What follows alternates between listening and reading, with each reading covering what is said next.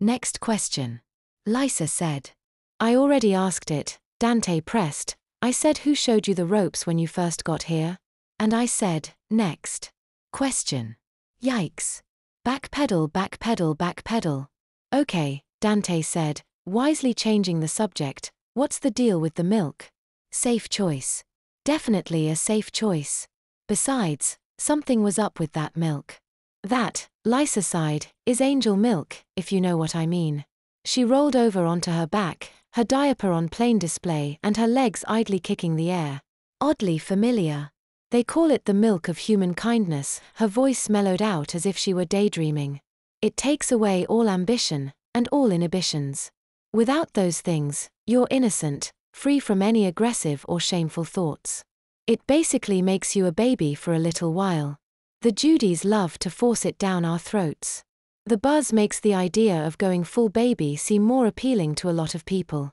You can't get away from it, entirely, she went on. They serve it at least twice a day.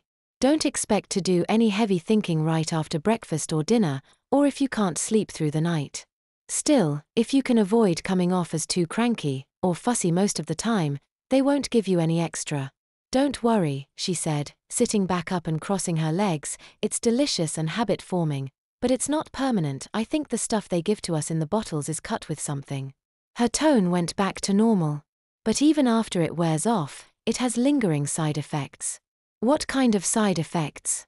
Dante asked. If a baby can't do it, we probably can't do it either.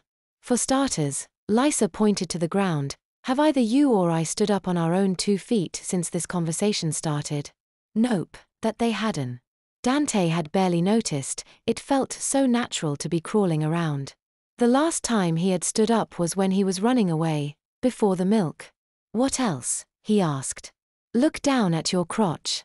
Any idea how to get that onacy off? Dante stared down at the crotch snaps. Did he know how to get undressed? Nope. Getting the blue onacy off seemed about as out there as quantum physics right then. What else? Dante repeated. We're not potty trained anymore, she responded flatly. Seriously? He questioned in disbelief. To be trapped in diapers was one thing. To not possess the alternative skill set, thus needing diapers, sounded far-fetched, even here. Dante suddenly felt uncomfortable. Can you even tell me how to use a potty? Lysa questioned. Bet you can't. It was true.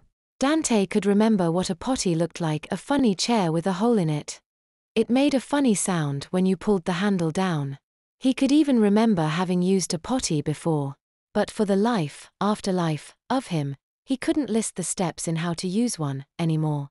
His discomfort grew. Can you even think of another word for potty? Lysa pressed. God help him, he couldn't. He felt a horrible need growing inside of him.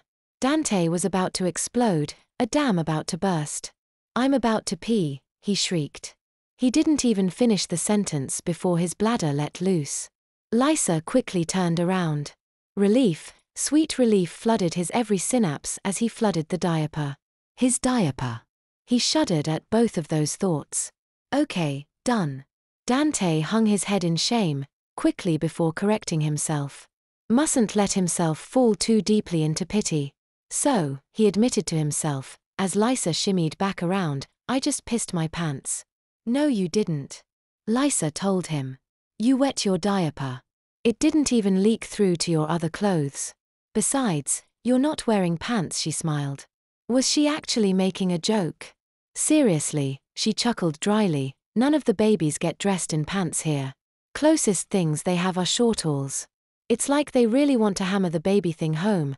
I guess pants are too grown up or something, she shrugged and gestured to herself. Same thing goes for dresses and skirts that actually cover your underwear. I think it's another form of control.